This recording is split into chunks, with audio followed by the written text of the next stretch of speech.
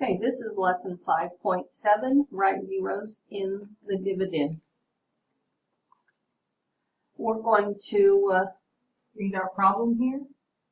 It says the equivalent fraction shows the writing zeros to the right of the decimal does not change the value. So 90 and 8/10 is equal to 90, and then 8 times 10, and 10 times 10, so that we have 90 and 80 hundredths. During a fundraising event, Adrian rode his bicycle 45.8 miles in 4 hours. Find his speed in miles per hour by dividing the distance by the time.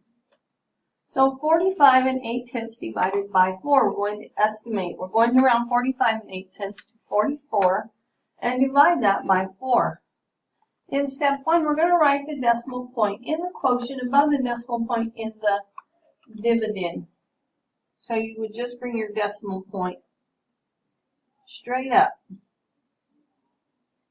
In step 2, it says divide the tens, ones, and tenths. So there's 1, 4 in the tenths place. When we put that, we subtract. We're going to bring down 5. There is 1 4 in 5. We're going to subtract. Again, we get 1. We're going to bring down our 8.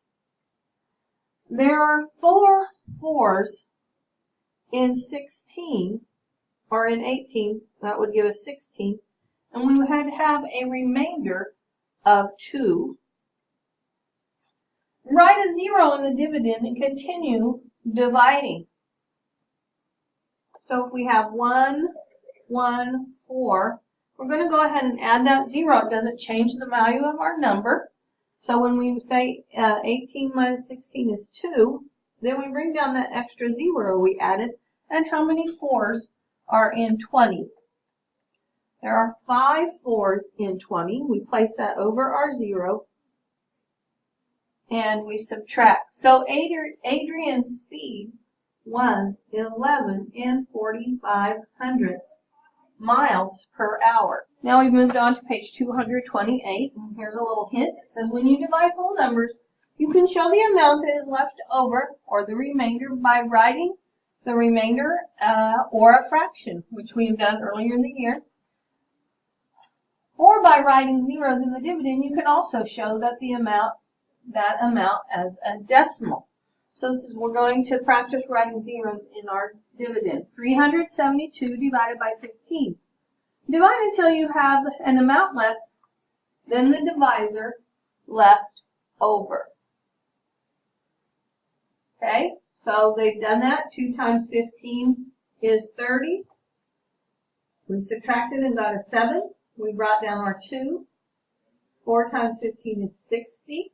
We subtract that, and we get 12, which is less than 15. Now we're going to add our decimal point and bring down a 0. And 15 goes into 120 8 times. 8 times 5 is 40. Regroup that 4. 8 times 1 is 8, plus 4 is 12, leaving us with no more to subtract. So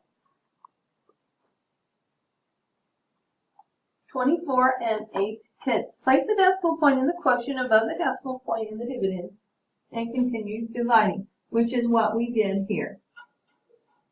So 374 divided by 15 is 24 and 8/10. Okay, now we're going to learn what to do if we have a decimal in our divisor. Okay? When you divide a whole number, you can show the amount that is left over by writing the remainder or a 0. Okay, that's what we did last time. So let's look at this. We have 1 and 23 hundredths divided by 6 hundredths. If we multiplied each of those by 100, we would end up with 123 and 6. So for how many places you have to move your decimal out in your divisor, you need to move it over that many places in your dividend. So 6 goes into 12 twice, That leaves us nothing. When we subtract, we have to bring down our 3. 6 will not go into 3.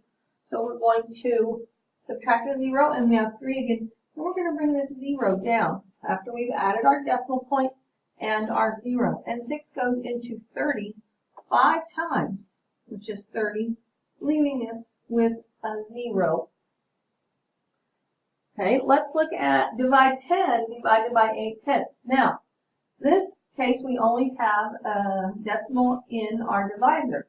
We always want to divide by whole numbers, so we're going to move our decimal in our 8 over one place, and we're also going to have to move that over in our 10. So we're going to have to add a 0 and the decimal point. Remember, in the 10, the decimal is always understood to be at the end of that number.